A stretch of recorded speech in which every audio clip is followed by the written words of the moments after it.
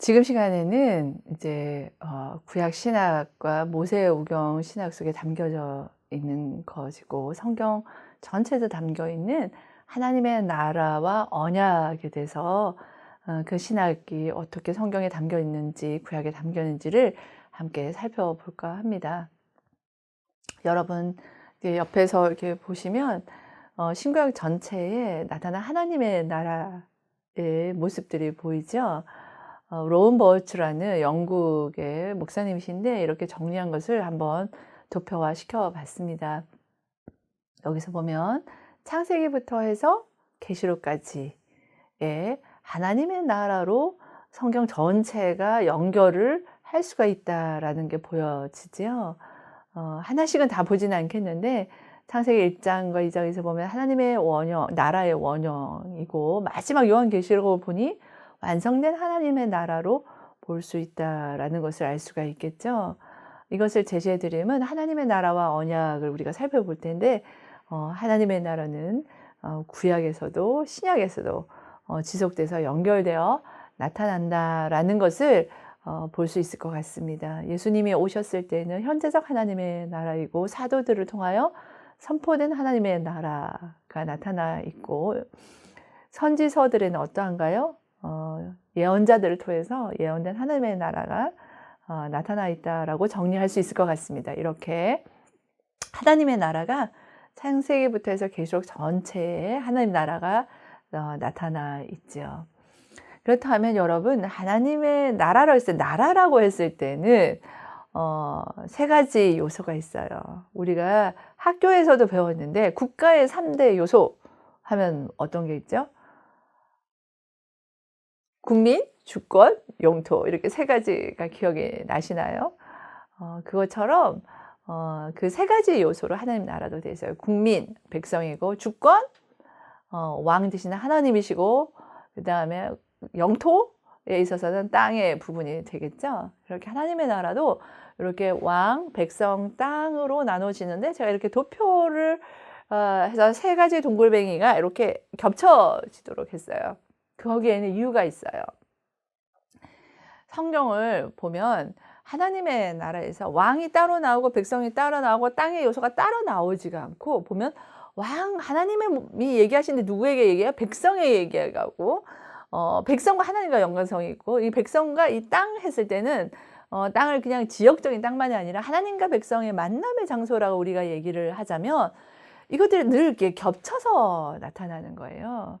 서구적인 사고에서는 1, 2, 3 이렇게 될 터인데 히브리인들, 이 유대인들의 사고 구조를 보니까 이 통일성의 연결성이 많이 되어져 있더라고요. 그래서 이거는 제가 한번 도표화 시켜 봤어요.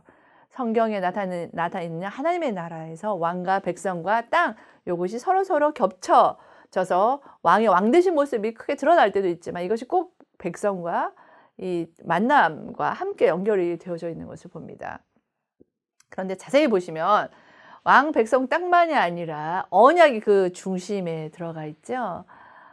제가 성경 신학자로서 공부를 할 때에 우리가 보통 할 때 구약 신학하면 하나님 나라, 또 언약 신학 이렇게 따로 되어져 있는데 제가 볼 때는 이렇게 따로 국밥이 아니라 섞어찌개 같은 거예요. 같이 섞여져서 늘 나오는 거예요.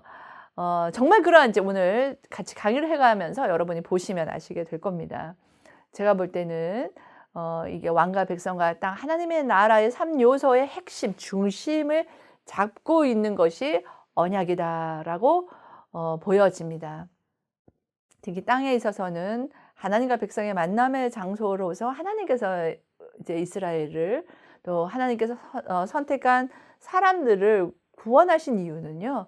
그들과 함께 하시고 그들 가운데 거하기 원하심임을 볼 때에 이 땅은 그냥 지역적인 땅만이 아니라 만남의 장소로 해석할 수 있겠다라고 보여집니다.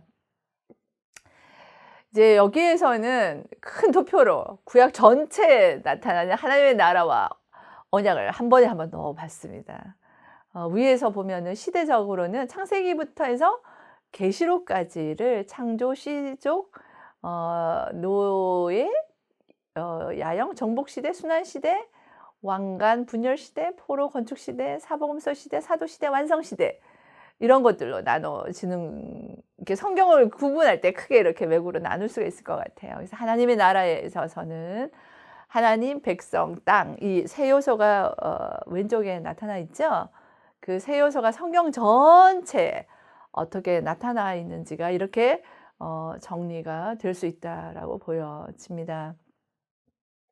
각 시대에 하나님도 지속적으로 나타나시고 하나님의 백성이 모세오경에 있어서 창세기에는 아담과 하와와 아브라함으로 되어지고 그 다음에 이스라엘로 되어지다가 이제 사도시대에서는 성도 교회로 되어지고 계시록에서는 민족과 열방과 방백과 족속 모든 나라들을 하나님의 백성이다라고 얘기를 하고 있어요. 이제 땅의 부분은 하나님의 임재의 장소 아니면 만남의 장소. 하나님의 임재하면 그냥 임재만 하고 계시지 않아요. 거기서 꼭 백성들과 만남이 일어나요. 그곳이 창세기에서는 제일 먼저는 에덴 동산이에요. 하나님이 동산을 거니시더라라는 말이 있어요. 하나님 그 안에 거하시고 그 다음에 제단, 성막, 성전 해서 예수 그리스도께서 내가 성전이라고도 하시고 그리고 교회를 말씀하시고 완성시대인 계시록에 있어서는 예수님 자체가 내가 성전이다라고 얘기를 하세요. 이렇게 성전, 하나님의 임하시는 장소, 만남의 장소가 창세기부터 계시록까지 만남이 일어나는 것을 봅니다. 하나님께서 통치를 하시죠. 하나님께서 왕으로 통치하시는 모습이 어떠한지도 한번 담아봤습니다. 그렇다면 이제 하나님의 나라는 이렇게 창세기부터 계시록까지 다 되어지고 이루어지고 있는데 이제 언약, 그 핵심에 언약이 들어가 있다라고 제가 말씀드렸는데 그 언약이 무엇인지를 좀 살펴보았으면 해요. 여기에 꼬부랑 글씨들이 보이죠? 히브리어를 안 하신 분들은 이게 꼬부랑 글씨로 보일 테고 히브리어를 하신 분들에게서는 이게 무슨 글자가 하고 이제 집중해서 보게 되겠습니다. 히브리어는 오른쪽에서 왼쪽으로 읽어요. 그래서 첫 번째 있는 오른쪽에 있는 글자 카라트라는 거예요. 카라트 동사입니다. 이거는 커트예요. 자르다라는 동사인데 이 카라트는 이 베리트 그 옆에 있는 단어가 베리트 언약이라는 단어입니다. 이 베리트라는 언약이라는 단어가 사용될 때는 카라트 자르다라는 동사와 자주 많이 사용되어져요. 구약에서. 왜 자르다는 동사와 같이 쓰일까요? 우리는 언약을 맺다라고 하고 영어에서도 make covenant라고 하는데 우리 이 히브리어에서는 언약을 자르다라는 것으로 되어지는 것입니다. 왜 그럴까요? 그것은 언약을 맺을 때는 짐승을 잡아요. 잡아서 피를 흘립니다. 그 말은 생명을 내놓는 거예요. 생명을 내어놓고 이제 쌍방이 언약은 혼자 할 수 없잖아요. 언약의 대상자가 있는데 언약의 당사자들이 이제 잘라진 피 사이로 이제 그 짐승들 사이로 지나가게 돼요. 그 말은 내가 지키지 않으면 내 생명을 이렇게 내놓겠다라는 것이고 곧 내가 생명을 다해서 이 언약을 지키겠다라는 표현도 됩니다. 그렇게 짐승을 잡아서 언약을 맺었기에 고대근동에서는 그렇게 했어요. 그렇기 때문에 그때 히브리어 가라트라는 동사를 같이 사용을 하고 있습니다. 그래서 언약이라고 할 때는 일반적으로 생각하는 이제 손가락을 걸고 하는 약속과는 좀 달라요. 좀 깊습니다. 어느 정도요? 생명 내놓는다라는 정도로 깊어요. 그런 의미가 담겨져 있습니다. 그리고 이제 왼쪽 아래에 있는 히브리어가 여호와, 아도나이입니다. 히브리어로 읽으려면 예흐바인데 아바지라고 부르지를 못해요. 그 말은 여호와라고 적어놓고 여호와 이름이 너무 거룩해서 이스라엘은 여호와라고 부르지 않고 아도나이, 주라고 표현되는 아도나이라고 있습니다. 이 여호와라는 하나님의 이름은 하나님께서 언약을 맺을 때 주신 이름이에요. 이스라엘에게. 언약을 맺으시면서 나는 여호와라라고 얘기를 하세요. 하나의 예를 들자면 여러분께서 지금 오경 해석 과목을 듣고 계신데 오경 해석 이성해라고 하면 이제는 어떻게 아시겠어요? 딴 사람이 생각나는 것이 아니라 오경 해석 가르치는 교수님 하고 생각이 나겠죠. 그것처럼 하나님께서 여호와하고 이스라엘을 부를 때는 뭐가 딱 기억이 나냐면 언약 맺으신 언약의 하나님, 곧 생명 내놓고 지키시는 분으로 기억이 되는 것입니다. 그리고 이 언약하면 생각되는 것이 그 다음 단어 같이 읽을 수 있어요. 헤세드 웨 에메트예요. 헤세드 웨 에메트. 따라 해보시겠어요? 헤세드 웨 에메트. 이것은 인자와 진리라는 뜻이에요. 근데 인자와 진리 했을 때 저는 어렸을 때 인장을 그냥 인자한 것인 줄 알았어요. love and faithfulness예요. 헤세드라고 하면 언약적 하나님의 사랑을 얘기합니다. 그 군인이 생명을 대해서 충성하는 거 있죠. 그 충성, 나라를 위해서 목숨을 다해 끝까지 사랑하며 지키는 것, 이것을 헤세드로 얘기하고 친구의 우정도 얘기도 해요. 그냥 인자함과 좀 다르죠. 그 다음에 에메트라고 했을 때는 진리라고도 표현할 수 있고 faithfulness, 영어로는 faithfulness, 신실함, 성실을 얘기를 하고 있습니다. 이것이 하나님의 언약적 성품으로 보여집니다.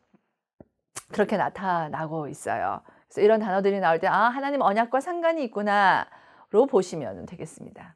근데 그렇다면 언약이라 했을 때 우리가 좀 생명을 내놓는 거 깊다라고 했잖아요. 손가락 거는 약속, 그거보다는 깊다라고 했잖아요. 이 베리트라는 언약이 어떻게 사용되었는지 한번 살펴보면 첫 번째로는 고대 근동에서 결혼해서 사용되어졌어요.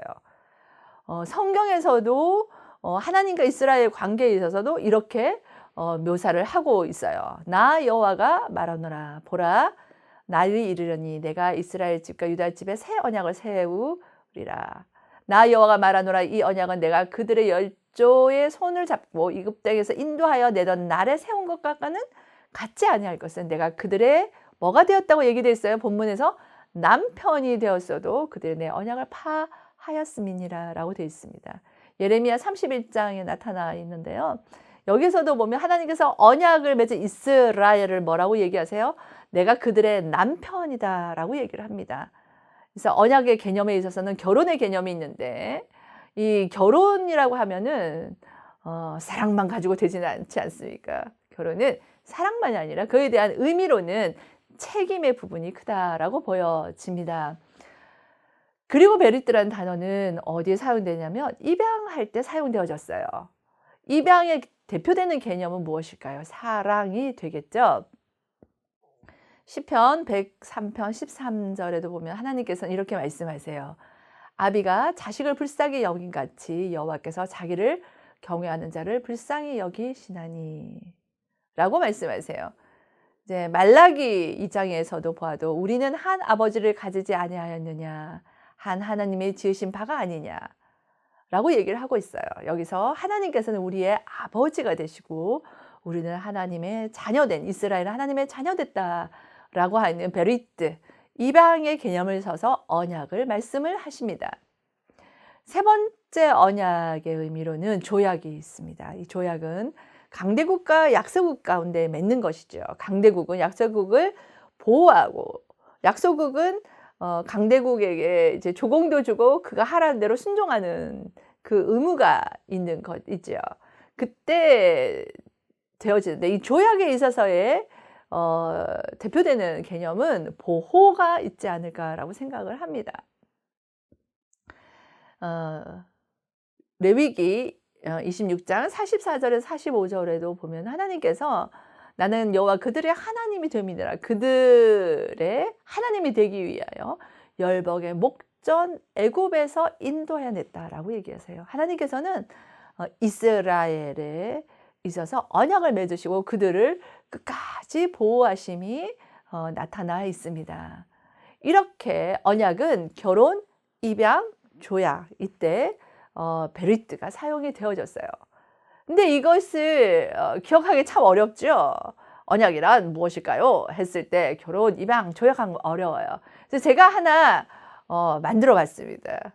웃으실지 모르겠지만 만들어 봤는데 언약이란 이렇게 볼 수 있을까요? 언약을 알려면 평생토록 책을 사 보십시오 라고 저는 얘기할 수 있을 것 같아요. 그걸 줄이면 어떻게 되냐면 여생 뭐 하라고요? 책 사보입니다. 여생 책 사보. 이것이 무엇이냐면 조금 전에 설명드렸던 내용의 요약이에요. 여호와라는 이름을 언약 맺을 때 주셨잖아요. 그래서 여호와께서 가라트 베리트, 언약은 자르다라는 것에서 생명을 내놓는 것이 포함되고 있어요. 그래서 여호와께서 생명 내놓고, 그 다음에 결혼, 입양, 조약에 베리트가 사용되어졌는데 그 대표되는 개념들이 책임과 사랑과 보호라고 말씀을 드렸어요. 그래서 그 첫 자들을 한번 따 보았습니다. 그래서 여 하면 뭐죠? 여호와께서 생명 내놓으시고, 책임지시고, 사랑하시고, 보호하신다. 그래서 언약이란 뭐냐면 여생토록 책 사보. 이렇게 기억하시면 여러분 언약에 대한 이해에 도움이 되지 않을까 생각이 듭니다. 그래서 앞에서 본 바와 같이 하나님의 나라와 언약을 같이 얘기를 드렸어요. 하나님의 나라는 하나님이 왕이 되시고 이스라엘로 백성 삼으시고, 그리고 만남의 장소를 주셨어요. 이것을 연결하는 게 이 여생책사보. 여호와께 생명을 내놓고 책임지고 사랑하고 보호하신다라는 언약이 이 중앙에, 언약이 중심에 이 하나님 나라 중심에 딱 자리하고 있어요. 그래서 백성이 아무리 잘못해도 하나님께서 뻥 발로 차버리지 않으시는 거예요. 제가 정말 이해가 안 되는 것은 하나님께서 이스라엘 되기 전에 하나님 택한 족속들도 그러고, 그죠? 그냥 제대로 살지를 않는 거예요. 저 같은 발로 뻥 차버려서 그냥 아멜렉같이, 블레셋같이 그냥 허리 어깨 뿜뿜 하고 그냥 멋있는 민족을 들어 쓰실 건데, 끝까지 이스라엘을 끝까지 주의 백성을 삼고 가시는 거예요. 우리를 그렇게 하시듯 그래 하시는 거예요. 그런 것은 볼 때에는 왜 그러냐면 언약, 여호와께서 생명 내놓고 책임지고 사랑하고 보호하리라, 이걸 끝까지 지켜가시는 것을 봅니다. 그래서 하나님 나라는 깨어지지 아니하고 지속되어지는 것을 봅니다. 그런데 정말 하나님의 나라 가운데 이 중심에 언약이 들어가 있나를 보고자 함은 이 언약들을 살펴봤을 때 이 언약이 왕, 백성, 땅, 이 세 요소가 합쳐진 중심이잖아요. 그러면 이 언약을 살펴보면 언약 안에 왕과 백성과 땅의 요소들이 들어가 있어야 되겠죠. 그래야지 이 도표가 완성이 되어질 터인데, 정말 하나님 나라와 언약이 함께 가는지를 이제 모세 오경 속에 나타나 있는 언약들과 그다음 성경에 나타나는 언약들을 살펴보면서 한번 그것들이 정말 그러한지를 보도록 하겠습니다. 첫 번째로 아담 언약이라고 얘기할 수 있는 창세기 1장 28절이 있습니다. 다 같이 한번 읽어볼까요? 하나님이 그들에게 복을 주시며 그들에게 이르시되 생육하고 번성하여 땅에 충만하라. 땅을 정복하라. 바다의 고기와 공중의 새와 땅에 움직이는 모든 생물을 다스리라 하시니라. 아멘. 여기에서 여러분이 기억할 것은 파란색, 빨간색, 초록색의 부분입니다. 앞에서 도표에서도 봤을 때 하나님, 왕의 부분에서 파란색이었고 백성은 빨간색, 그리고 만남의 장소인 땅에는 초록색을 제가 의도적으로 썼어요. 그 이유는 그렇게 이루어진 하나님의 나라가 언약 속에 들어있냐는 거예요. 가장 중심에. 아담 언약을 보니 하나님, 그들, 땅, 이 하나님의 나라의 요소가 아담 언약 속에 들어가 있는 것을 봅니다. 노아의 시대는 어떠할까요? 노아의 때도 보면은 창세기 9장에 보면 노아와 아들들에게, 그 백성에게 누가 말씀하세요? 하나님께서 말씀하시기를 생육하고 번성하여 어디에? 땅에 충만하라 라고 얘기하며 9장 11절에는 내가 너희와 언약을 세운다 라고 얘기를 하세요. 곧 하나님의 나라 중심에 언약이 들어가 있기 때문에 그 언약을 말씀하실 때도 이 하나님의 나라가 어떻게 이루어질지 하나님은 그것에 집중하여서 말씀하시며 그의 백성 노아에게 말씀을 하고 있습니다. 그리고 이제는 모세의 언약이 있죠. 모세의 언약은 굉장히 특별해요. 왜냐하면 이전에는 족장들이었잖아요. 이제는 모세를 통하여 이스라엘 민족을 불러서 한 민족을 향하여 하나님이 언약하시는 부분이 이 모세의 언약입니다. 출애굽기서 19장 4절에서 6절을 보면 이렇게 되어져 있어요. 같이 읽어 볼까요?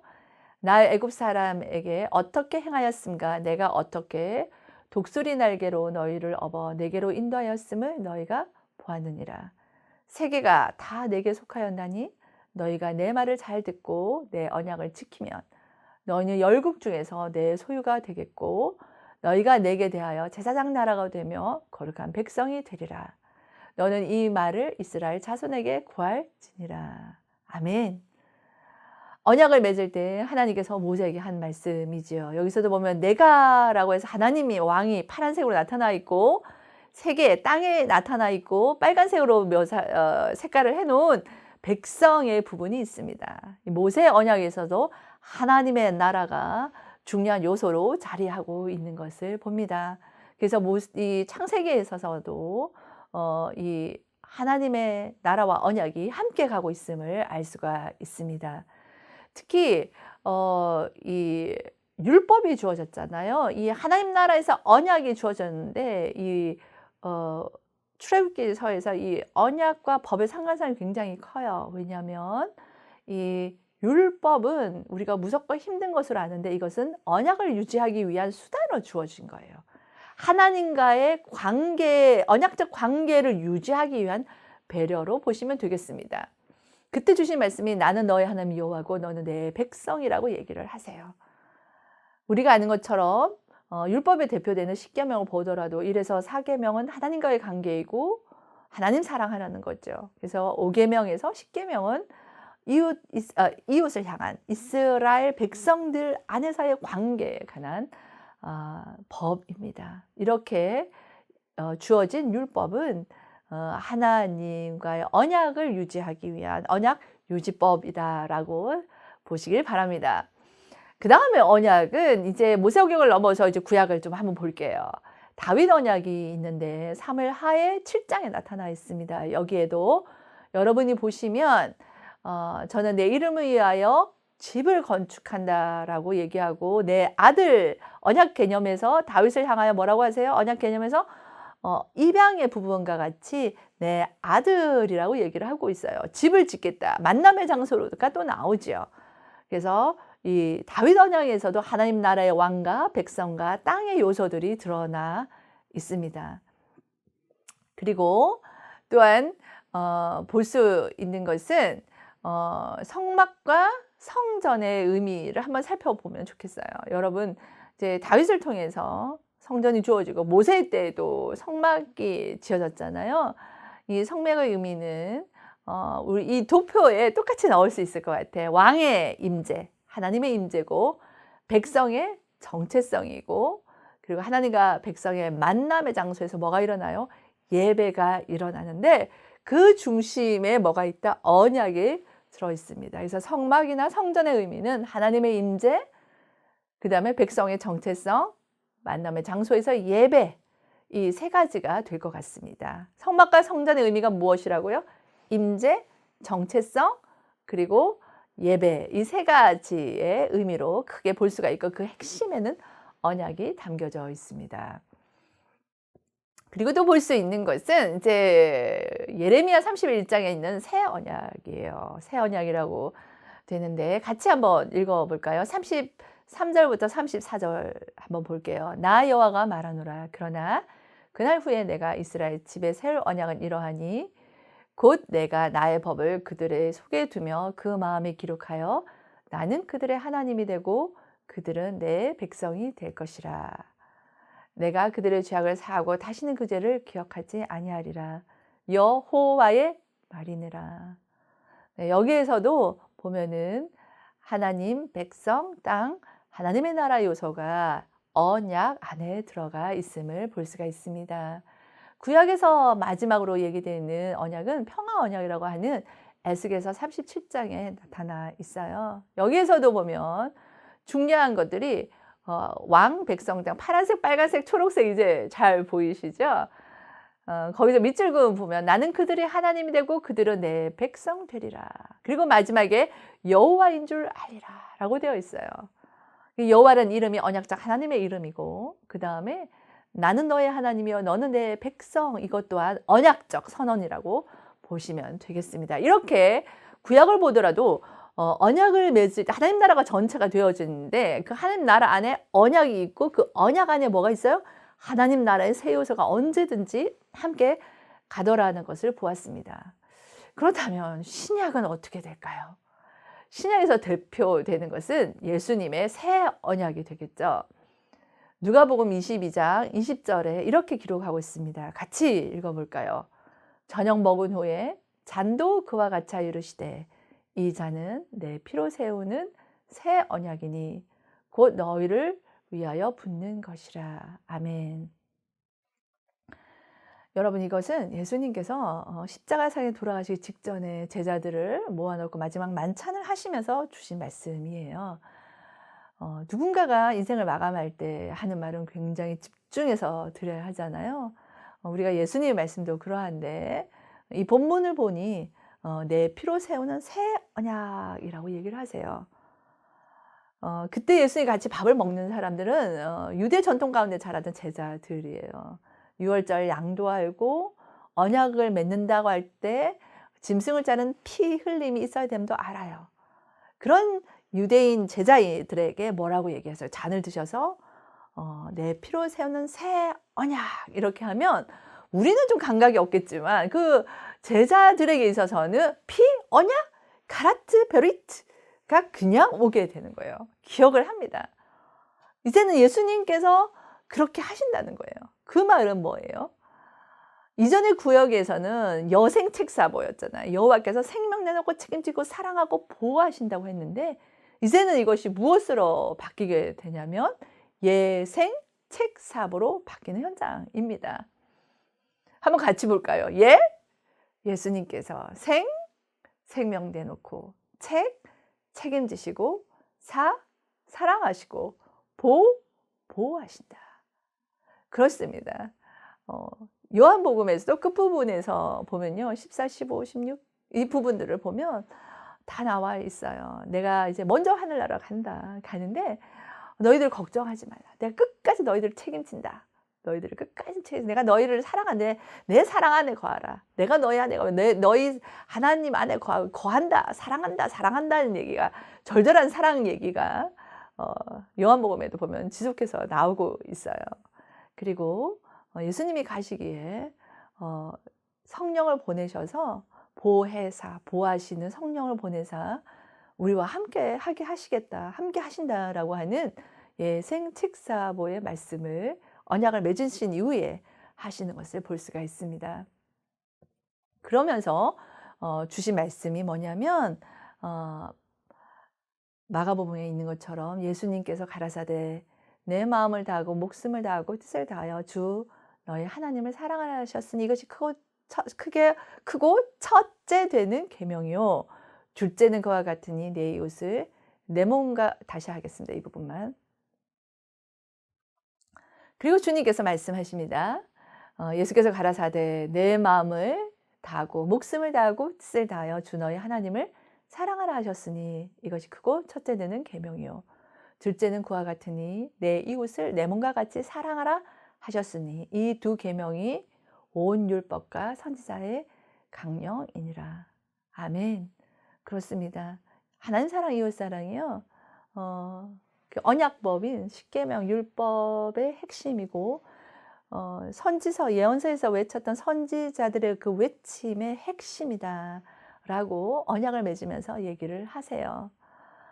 그리고 이제 마지막 이제 그 교회들을 향하여 초대교회 교회들이 핍박받고 어려운 상황 가운데서 사도 요한을 통하여 하나님께서 계시록에서 말씀을 하십니다. 그 말씀 중 이런 말씀이 있어요. 계시록 21장 이제 마지막 부분이죠. 21장 2절에서 4절 우리 다 같이 한번 읽어봅시다. 또 내가 봄에 거룩한 성 예루살렘이 하나님께로부터 하늘에서 내려오니 그 예비한 것이 신부가 남편을 위하여 단장한 것 같더라. 보라, 하나님의 장막이 사람들과 함께 있음에 하나님이 저희와 함께 거하시리니 저희는 하나님의 백성이 되고 하나님은 친히 저희와 함께 계셔서 모든 눈물을 그 눈에서 씻기심에 다시 사망이 없고 애통하는 것이나 곡하는 것이나 아픈 것이 다시 있지 아니하리니 처음 것들이 다 지나갔음이러라. 아멘. 이걸 읽으면 마라나타 주 예수의 어서 오시옵소서의 고백이 되어집니다. 여기도 보니까 계시록의 마지막 부분에서도 파란색, 빨간색, 초록색이 보이시죠? 이제는 이게 뭘 얘기하는지 아시죠? 하나님의 나라에서 왕, 백성, 땅의 요소들이 마지막에 나타나 있는 것을 봅니다. 곧 계시록은 하나님 나라의 완성이고 그 안에서 보면 하나님이 저희와 함께고 저희는 하나님 백성 된다. 나는 너의 하나님이여 너는 내 백성 했던 언약적 고백이 여기에서 또한 나타나는 것을 봅니다. 그리고 마지막 부분에 가서는 이렇게 되어져 있어요. 같이 한번 읽어볼까요?